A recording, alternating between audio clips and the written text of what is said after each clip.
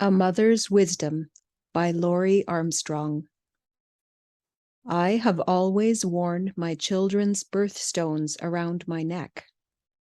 One morning, when I was late for work, my infant son Larry's topaz birthstone fell from my gold chain. I frantically searched for it, whispering to myself, "I lost my Larry, but I will get him back."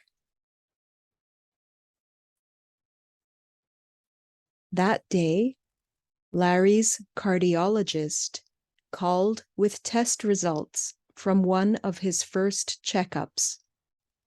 He would need emergency heart surgery. Happily, the operation was a success, and I whispered in Larry's ear, "I thought I lost you, but I knew I'd get you back."